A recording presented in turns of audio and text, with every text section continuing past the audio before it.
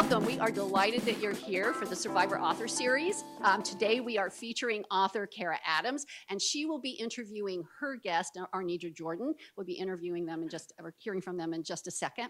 I do want to thank you for coming again. Those of you who have been coming to these programs, they've really been going on for the last 5 years. This is, I think, the 34th one in a series. So thank you for coming back. And for those of you who had just walked in the door for the first time and had to find your way here, congratulations that you got here, because we know it wasn't easy.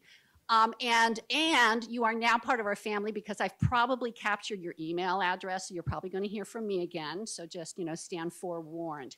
Before we start, I would like to thank our funders because this is a special series of programs that doesn't move forward without that. So I would like to thank Dr. Jean Richardson. I don't believe Jean is in the audience today, but she is a professor emerita here at USC of cancer and preventive medicine, and she's been very supportive of these programs. I also want to thank Shar Ryan, who is the Chief Patient Experience Officer at Keck Medicine, and I want to thank Keck Medicine for having the vision to support these programs as well.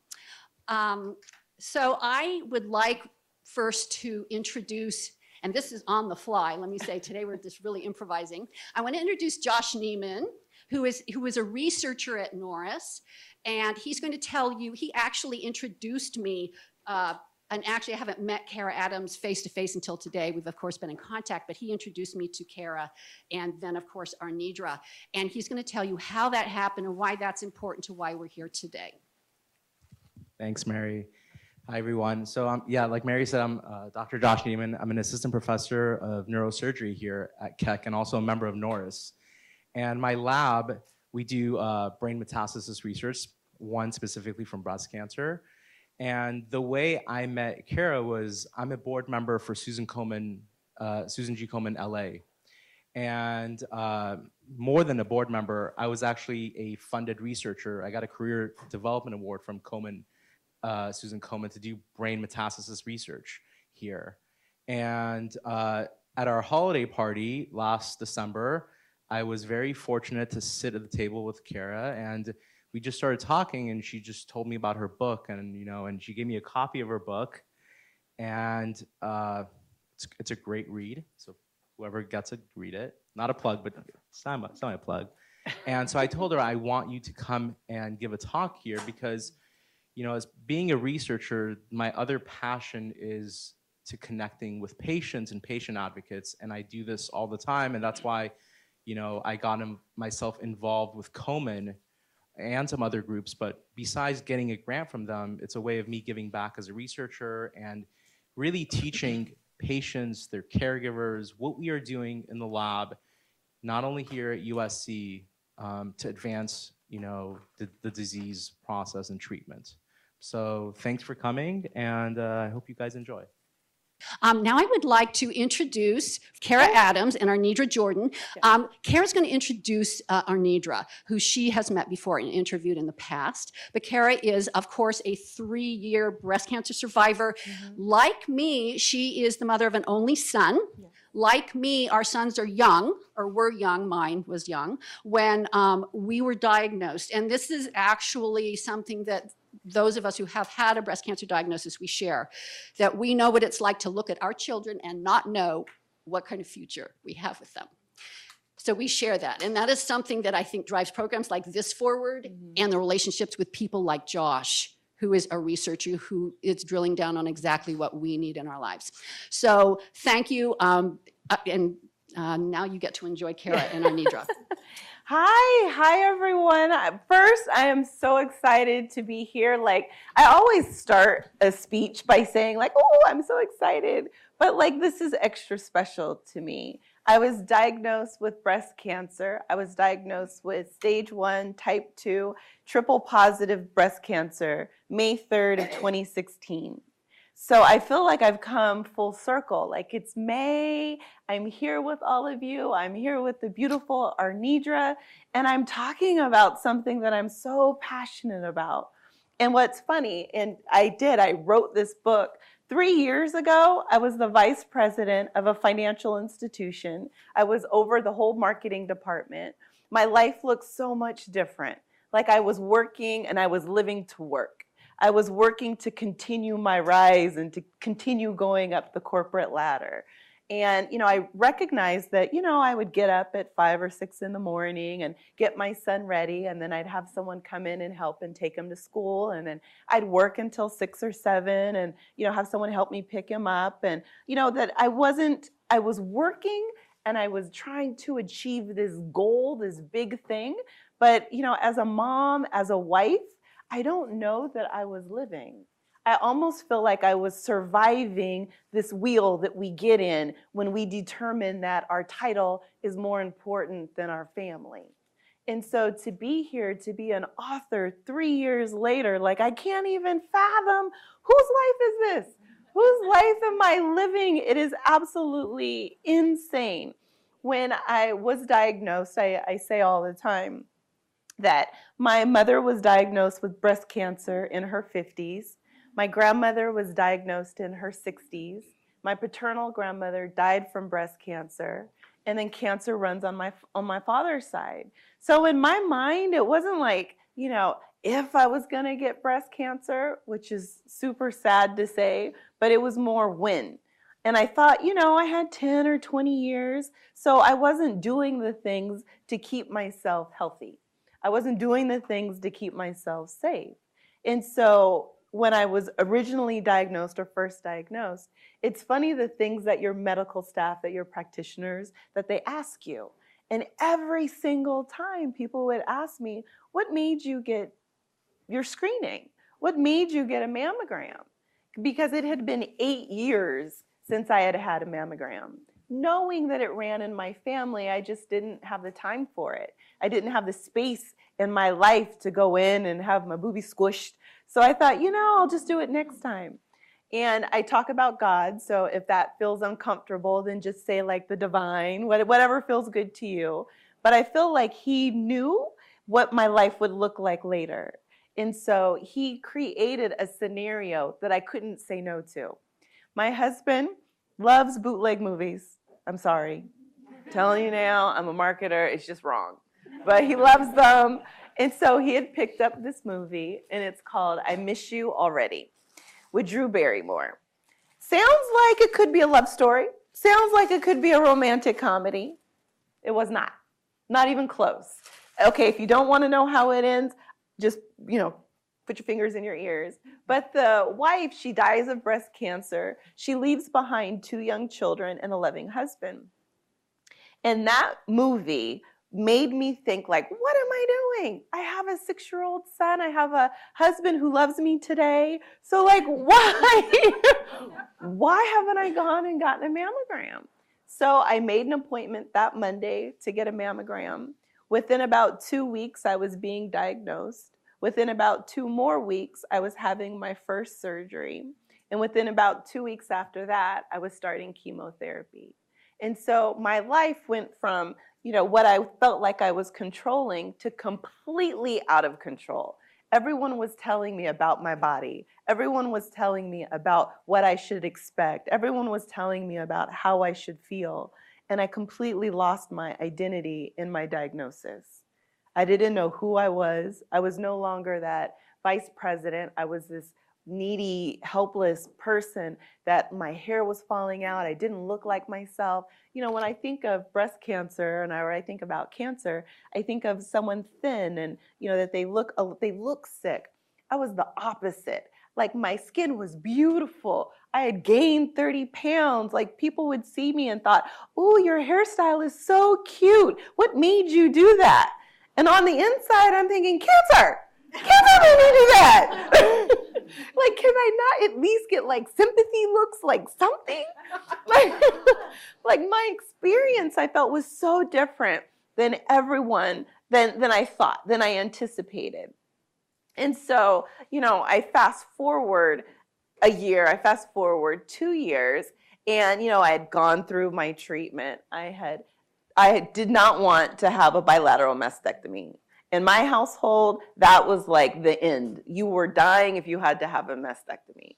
And, I told my doctors, I don't want to have one. I don't want to do that. My mother fought it and she's okay. She didn't have to have one. My grandmother had one and it just ravaged her body. She was never the same, didn't feel the same. Her femininity, it was all wrapped up in this kind of outward body. And I don't want that for myself. And then through the book, and I jump all over the place. I'm going to bring in Arnedra in just a second. She's looking at me like, girl, when do I get to go? But I can't help myself.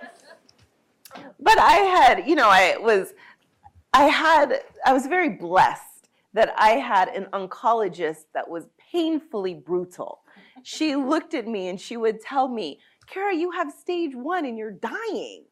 Why are you dying with stage 1?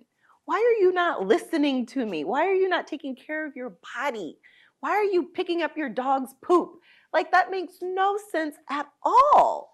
And so finally she said to me, Kara, I would recommend that you'd have a mastectomy. You have left side breast cancer. You're going to have another surgery because your margins aren't clear. Your cancer markers are through the roof and it makes no sense. So, really, really think about it. And so she said, one thing that I will never, ever forget that I write in the book that, every time I think of it makes me dewy. She said, you are working for your job and you're not living for your family. And I thought, oh my God. She said, your son is 6 years old. He's going to know what it feels like not to be raised with a mother. Your work, your job, they could care less. I know you think you're important, which is exactly what she said to me. But she said, you're not. You are not important. There are 400 lives on board in your career. The plane cannot crash because one person gets sick, because one person can't be there. But your family can crash. And I took that and I heard it. And I thought, oh my God, what am I doing? You are so right. And she was right. The second I told my job that I had been diagnosed with cancer, like before, I'd be on every meeting. I'd go 6-7 meetings a day and I'd be complaining, oh Lord, why do I have all these meetings? But the second I told them, they took me off all the meetings. The second I told them, I wasn't even on email. I wasn't CC'd on anything. It was like I had become invisible overnight. I'm like, I have cancer. I'm not like the invisible woman. I'm still here. I'm still dealing with my life. These are my friends and my family. Like, I spend more time with you than my husband. And you go the other way when you see me. You cry when you see me. How do I be Kara? How do I move on? And so to like super jump forward, because I will talk for like 5 hours and you'll be like, oh my God, I have someplace to go. But I decided at that point, I had had a particularly bad treatment and I had gotten very, very sick and almost died in a bathtub, which I talk about in the book. And in that moment, I recognized that I didn't have to do this by myself. I had super smart doctors. I had friends and I had a support system that would help me when I couldn't help myself. My son was 6. He could pick up poop. He really could. He got very good at it. And that I needed to be more. I needed to live my life so that other people could see my journey and learn from it. I needed to speak in front of people. I needed to tell my story because maybe it would bring light to a practitioner who noticed that their patient was struggling because of who they used to be and just gave you the power and the empathy to know that it's okay to be honest brutally with us because cancer is way worse. So it's okay. And then I recognized I needed to join groups and that I needed to interact with like people because my friends didn't see me the same way. I couldn't have the same conversations. That group that I was with before cancer, I call it my BC friends, are really not my friends now. And it's okay, they were here for a season. But that I was introduced to amazing people, amazing women who were doing things in their community to lift it up, to help those of us who are down to see that there's light in the darkness. Yes. And one of those women, so see, like I talked 10 minutes just about this, but one of those women, there is right here, Arnedra Jordan. And Arnedra is amazing. And I'm going to tell a couple things about her. Because I started this podcast, I decided I wasn't going to say no to life. If someone gave me an opportunity that fit in my wheelhouse, then I was going to do it. And I started a podcast, and I had met Arnedra that same fateful day at Buco de Beppo for a holiday party for Susan G. Komen, Los Angeles County. And we just really connected. And I learned so much about her on the podcast, that she's a mother, that she's a PhD candidate, that she's a consultant for Susan G. Komen, that she is an advocate for breast cancer survivors and breast cancer awareness, that, all these amazing things, that you're a professor, you're a teacher. And so I really, through the help of Mary was like, oh, I like that podcast with you and Arnedra. Maybe bring her on, because you guys were a hoot. And so, I really wanted to have an opportunity, because, I know one side of it. I know the side of the person going through it, but not necessarily that person who's fighting for us. And so if you would say a little bit about yourself, and then we can get more into the question and answer. Right. Hello, everyone. Is this on? Yeah. My name is Arnedra Jordan. So I'm the public health and policy consultant at Susan G. Komen. And one of my main initiatives is that I work on what's called the Circle of Promise initiative. When I originally started at Komen in 2010, I was a volunteer. I volunteered. My daughter, she was older. She was like 15, 16. So I was the mom, like, oh, do you have to come with me? So I was like, I need something to do. So I volunteered at Susan G. Komen. And at that time, there was another mission manager. Her name was Deb Wintraub. And she said, I would love for you to, we are going to get a grant from Anthem Blue Cross for the African American Initiative. And I would love for you to run this African American Initiative. It's just in Long Beach. It's just a year. You won't be here that long. Because I was like, wait, I work a full-time job. At that time, I was working for the school district. And she said, well, it's only going to be a year. Well, fast forward into 2019, I am still there, and we are still doing work. What our goal is to cut the disparity rates in the city for minority women. In LA County, we're looking at a 56% rate of women dying from breast cancer because they're diagnosed at a later stage. So we had to figure out, what is it that's causing women to not go get their mammograms? Mm-hmm. And as I speak to women in the community, I find out that a lot of them have insurance. Mm-hmm. Kira, mm-hmm. They choose to do something more important. And yes. I'm trying to figure out what is more important than our health. Mm-hmm. But they say, well, I work 8 to 5. I say, well, what do you think I do? Like, I work 8 to 5. They say, no, you don't. You're a consultant. You don't do anything. And I'm like, so that means I work from 6 to 6 o'clock the next morning, 24 hours, because you guys call me at 12 and 1 o'clock midnight to tell me about stuff that doesn't have anything to do with Susan G. Komen. And so... And they were like, no, we don't. And I'm like, yes, you do. So that's what we did. That's what we started. We started in the community, grassroots. We partnered with Watts Healthcare Foundation. We partnered with the Alenia Imaging Company, and we decided to take mobile mammography to you. So we would come to your apartment buildings. We would come to your church. If the DMV, we've been at the DMV. I was in the market one time, and this little boy said, Mama, there's that breast lady. And I was like, I'm not quite sure if that's what I want to be known as. But he remembered that I came to his apartment building, and he remembered that we came back the next year. And so when we were in the market, all he remembered was I was that breast lady. And I was like, okay, I'll take that.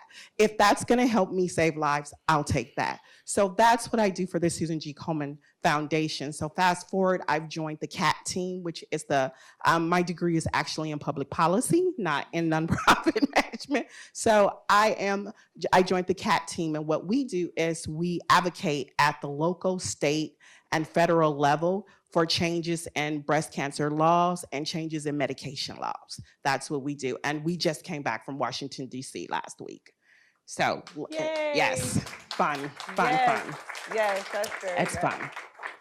So if you'll tell us a little bit, I feel like I was gang initiated into the breast cancer group. We are a gang. Yeah. I do not have breast cancer, but we are a gang. We are. Oh my goodness. So you want to know what we do, why we do it, what? Well, it's funny. I went to an event in Riverside because that's where I'm from.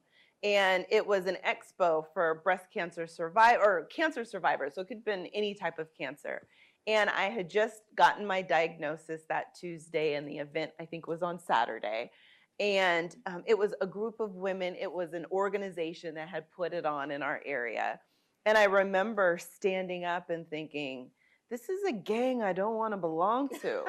Like, I don't want to be with you ladies. Like, no disrespect at all, but like, I'm not ready. Like, it's blood in, blood out. I don't want that, And what amazed me were the women, were the men, were the people who were fighting on my behalf, were the people who, this is their passion, whether they've been intimately related due to a diagnosis or a family. And so, like, my question for you is, like, what inspires you to kind of do this work and to decide to make this kind of a priority for you? So it's you all that inspire me. It's your stories. It's the way you guys embraced me into your lives. So when I think about my son's birthday party, there were probably 15 breast cancer survivors at his birthday party. And that's because of the relationships. The birthday party had 100 people, but that's another story. I'm like, how old is your son? He's 6. Yeah. This was his 6th birthday party. Yeah. But because of the relationships that I've made in the Susan G. Komen Foundation, it's kind of like I have to be like, well, I can't not tell people they can't come, so we better just find a bigger venue. Mm-hmm. Because most of them, I was pregnant when I was working for Komen, so most of them have been with us during the whole duration of Mason. So it's you guys. We do this for you. We had a breast cancer panel at KGLH on Saturday. It was Love After Breast Cancer. And we wanted to talk about the relationships, not so much as them being wives or girlfriends or like for Kenneth being a husband. We wanted to talk about how their love changes our lives, because it changes you when you have breast cancer. Yeah. And so they think from a different point of view. I remember that I had to get a diagnostic mammogram. So I first I tell Kira, and she's like, oh, so do you need me to take the day off? Because I was like, you know what, I'm not gonna go. And she's like, do you need me to take the day off? What do you need me to do? And I remember calling Kenneth, because I like to call him at 5:00 in the morning while I'm on my way to the college. And I said, this is happening. And he said, okay, so what do you need us to do? And so that's our gang. Our gang is coming together for each other, no matter what it is, whether or not it's having to go and do a follow-up, whether it's having to get surgery. And that's what we do. And that's how they love us. And through I would say the turmoil that you guys have faced, you guys still know how to come out and love us. And we don't want your identity to be known as Kira, the breast cancer survivor. We want you to be known as Kira, who gives us love. Mm-hmm. So, and that's what my passion is, to make sure that when you walk into the room, we know you as Kira, not as the breast cancer survivor. Mm-hmm. And that's what I want to do. And it's funny that you say that. So, when I say all the time, I'm such a different person. I was surviving my life before breast cancer, and now I love my life. Now I appreciate my life. Now I'm in love with the people in my life, because I choose them. I let people see who I am at my spirit, at my soul. It's funny, when I wrote the book, people, I think what surprised my family the most, and my mom didn't talk to me for 6 months, but surprised her a lot. But what surprised people the most is that, I have this internal conversation, and I don't know if I'm the only one or if there are women who also do this, but it's like you might come up to me and say, what do you think about this? And really quickly, I'll think, okay, what do they want me to say? Do they want me to say that I agree with them? And yes, this is a great idea, that I'm like having this internal conversation, because I want to be liked. I want to make sure that I'm doing things for other people, because that's part of who I am. It's those acts that made me feel lovable, that made me feel worthy. And so when I wrote the book, it was very healing. Because all those times someone asked me a question and I lied, I told the truth in the book. All the times. I was very, very honest. That was the name and their social security number and birth date, so that they know it's them. So. Yes, but it was really that it was a healing moment for me. It was my ability to show the world who I was, and that it's okay for me not to be perfect. It's okay for me to live in my light. It's okay for me to talk in that like wooey, the cup is half full, that speech, because in my head, that's like who I really am. I don't have to be that negative person. You know, I went to an event with my mom and she's like, too many people are smiling at me. And I'm like, that's me now. I'm that person. Right. And it's true. And I feel like, and I don't know how many other survivors or that you've heard Right. kind of feel like this, but I feel like I've had a second chance to live the life that I was always meant to live. Right. And I think I've learned from you guys how to live a life like that. Because now I'm like, so I should be brutally honest with you. I'm like, so my friend is like, can you have a filter, please? Yeah. Because I'm like, no filter. She says I'm no filter because I'm like, no, the dress is ugly. Yeah. And where at first I would be like, well, maybe if we do this. And I'm like, no, just be brutally honest with her. No, we should look for another dress. Yes. And I enjoy that. I enjoy not because I came from an 8 to 5 and then I left and I became a consultant, and I enjoy that. I enjoy helping the community. I enjoy when little kids meet me in the market and my hair's not combed and they say, there's that breast lady, and other people turn around because they have no idea what he's talking about. So I enjoy that. I enjoy going to the Capitol and speaking to our Congress about what women need and how we can prevent women from dying from breast cancer if they just had access to some of the treatments, or they had a local hospital in their neighborhood and not have to take a 3-hour drive to and from their chemo treatments. That's what I enjoy. And it makes a big impact when someone tells me, you know, because of you, I actually got a ride to and from my chemo treatment, and it wasn't so bad because I didn't have to drive and I didn't have to figure out how I was gonna find childcare because you found us childcare. So those are the things that impacts me when I am doing this. Now tell me, I have a question for you. Yay. Tell us a little bit about, because I know it was not all fun and games during your breast cancer journey. So tell us a little bit about where you are now and how you've healed and what has helped you heal from this. Because you had to heal. Yes. This wasn't just like, oh, tomorrow I'm happy. It does not work like that. No. You have to heal first in order to put that glow and that light and that love out here to all of us. Yes. So how did you do that? So a little bit more.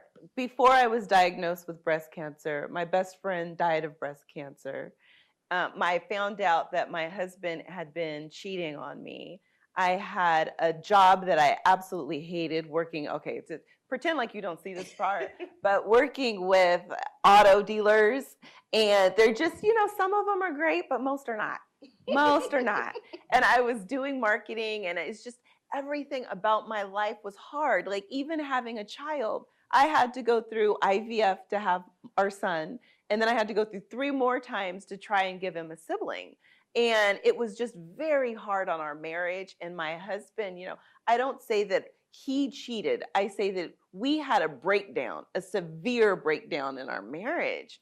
And so going through all of that, like I got so low that it was, I think the last thing that happened was my friend Mara passed away. And I'm like, she was just okay. She just survived breast cancer. What do you mean she passed away?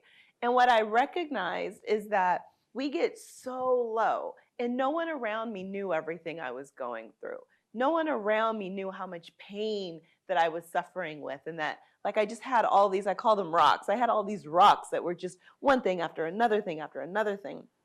And sometimes I feel like that happens when we are not addressing our issues, when we're not talking to people and living through them and being transparent and letting people know what we're going through. And so for me, I felt like God kept giving me more and more and more, because he was like, okay, you think you can handle it all? Let me give you this. Okay, you think you can handle that? Let me give you this. Right. And finally, it took like where I was just, I couldn't do it anymore. I couldn't stand up. I couldn't do anything. And that was cancer. My diagnosis, and even in the beginning, I thought, oh, I can do it. I'm strong. I'm capable. I can do all this stuff. But, you know, each treatment I had, and okay, so I wrote it down to make sure I said it, so thank you.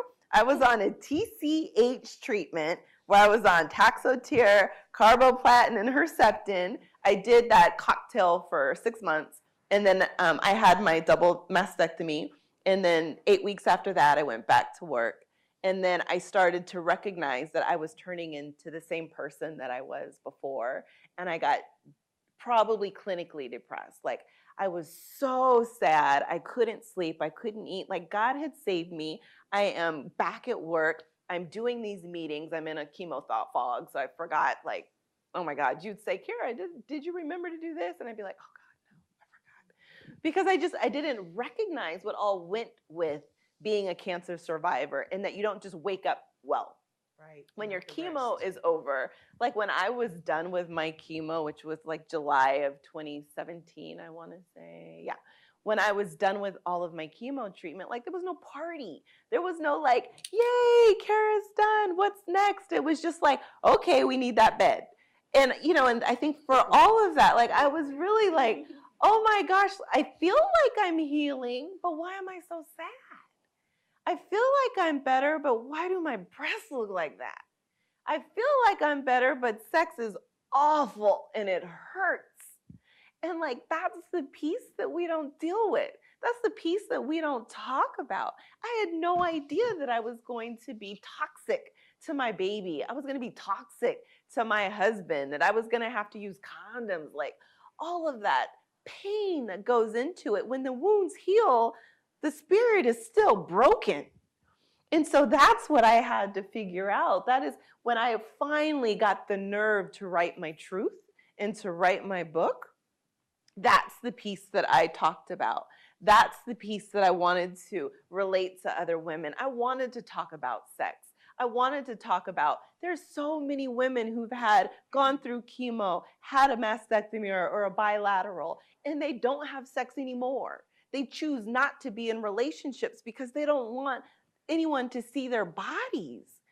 Why do we do that to each other? I was with a group and we were talking about, okay, maybe we'll get you an escort. I don't want you to live your life not knowing what it feels like to be touched and hugged because you feel like your body is no longer worthy of another person's eyes on it. Like for me, I knew as I sit here right now that my message, my purpose, the reason why I went through all of this is to show us, to let us know that it's okay to be who we are. It's okay to be broken. It's okay to be low. Just recognize when you need help. Ask for help. Accept it. Learn from who you are. Allow yourself to heal.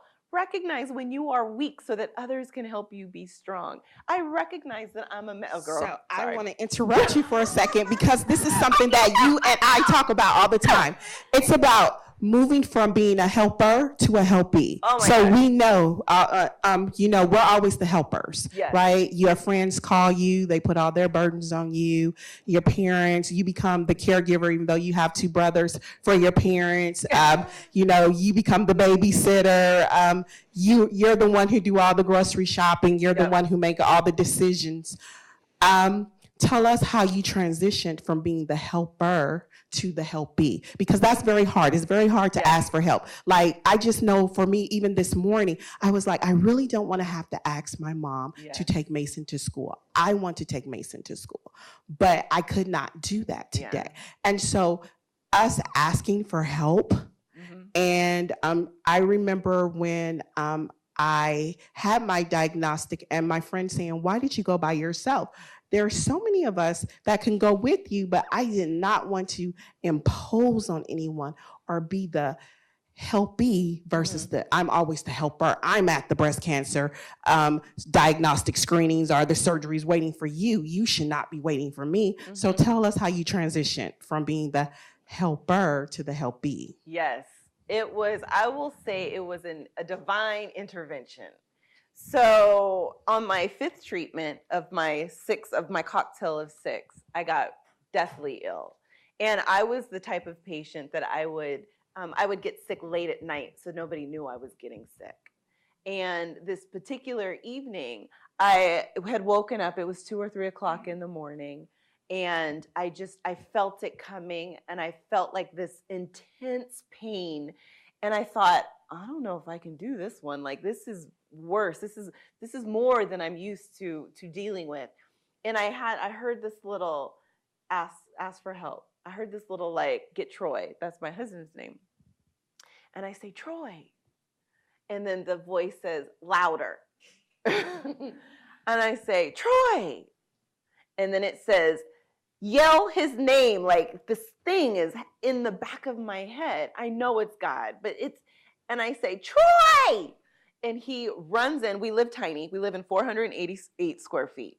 Like we made the decision to live tiny. So when I yell, he pops up, opens the little door because like you can open it from your foot. Like it's that close to the bathroom.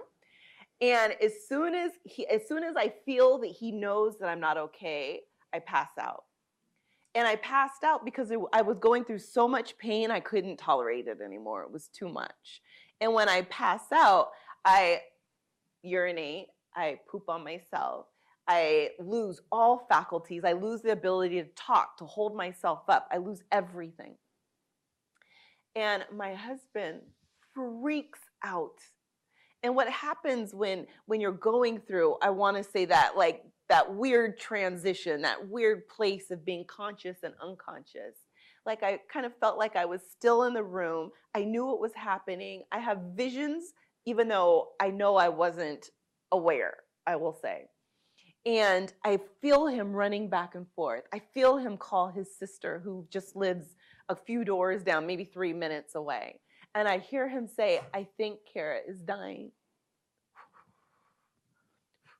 Give me a second. And his sister says, okay, I'll be right there. I never cry. Oh, I'm good at this. I never cry. Woosah. Okay. And his sister comes and he says, did you call 911? And he says, yes, babe. Yes, I did. And she says, she's going to be okay. My sister-in-law had also had breast cancer. And he says, she's going to be okay. Just get her, open the room up, get her some fresh air, get her in the bathtub and rinse her off because the firemen are going to come. You want her to have dignity. It's only going to be 30 seconds. Give her some dignity. And he's like, I can't. My wife is dying. I can't. And she says, go get the fire department because you are no good here. Go get them. And so in that moment, she's stroking me and she's saying, you're going to be okay. Let us help you. You're going to be okay.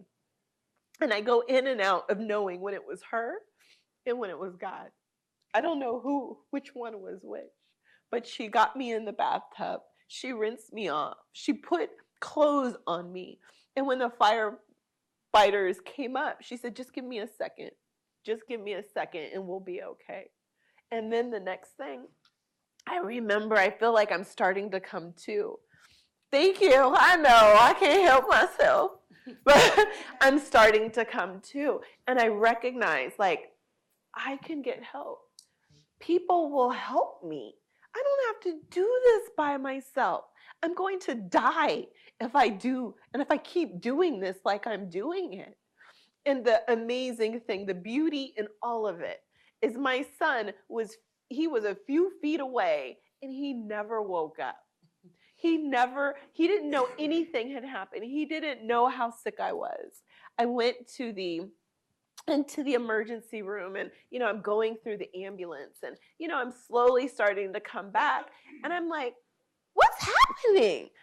And I start to feel better, and I start to kind of feel like this burden of having to be everything to everyone, that I had finally let it go, figuratively and literally. I had finally done away with it. I had finally passed that place of feeling like I had to be there. And that's the second where I told my husband, I'm going to be a better patient. I'm going to be a better wife. I'm going to let you take care of me because I know that you can. Right. And so I'm glad you asked, because I might not have gone there. But it's that turning moment, and it's that choice between living and surviving. That choice between choosing life and accepting your fate. And that's kind of that's what happened. Now I'm tired. So I just want to piggyback off that a little bit. Yeah. So, what makes us not ask for help? What do you think? Why don't we ask for help? For me, I know it's like I don't want to feel weak. I'm superwoman. But I've learned over these last few weeks, I am not superwoman. I have to call my friends and be like, look, yes, we'll take that meal. We're going to come over to your house and have dinner because I just realized I am not superwoman. There is 100 papers I need to grade. Mason has 1,000,000 pages of homework at 6. I just need to, I need to take that time out and go and have lunch with my friends. And I just need to do this. There was a time when I'd be like, well, we can have lunch in June. Now I'm like, if you invite me to lunch, I'm going to make it work this week. Okay. So I'm taking lunch invites in case anybody wants to invite me to lunch, but I will make it work this week. And so what did you learn from that? What did you learn? I learned that with me, I felt like being a superwoman was an award. I felt like I could wear it like a badge. Like, look at everything I have done without. Right. Yes. Look at all the sacrifices. I did that. Right. Yes. And I didn't recognize that the biggest sacrifice was my health. Correct. And that I think it's really important to feel empowered as a woman. But I also think it's really important to know that you don't have to be the all-knowing. You don't have to be the fully powerful. That we can be vulnerable. We can let people in. We can allow people to help us. And that we're being better to ourselves and to our communities when we're like that. Right. And it also goes back to, I know when I worked 8 to 5, I would eat bad food, which all the bad food. And I remember my friend who was this health net, she would stand in the door. She would go, oh, you're going to eat that. And I'm like, gosh, so I should put this in the trash. Now I think about it and I'm like, I wish I've had to listen to her when she would ask me, are you going to eat that? Are you sure? Do you know? Or she would have to read off what it had in it. And so, but now I'm more conscious. I'm like, you know what? I need to make myself a meal. Yes. I can say no to people. It's okay. I don't have to attend every event. I can send someone else in my place. And you know what? The world is still spinning. The earth is still spinning. The sun is still here. The moon is going to be here tonight.